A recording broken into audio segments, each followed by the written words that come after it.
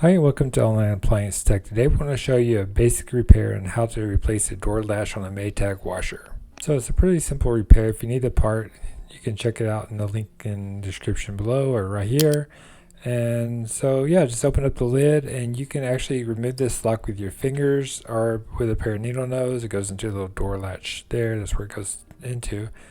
So yeah, turn it counterclockwise and then you'll just pull it straight out. Then it has little grooves. Let me show you. You can probably see once you take it out, but it has little grooves that slides into place. You just have to line it up correctly and then turn it clockwise to put the new one in. So here's a new one, here's the old one. So there we go.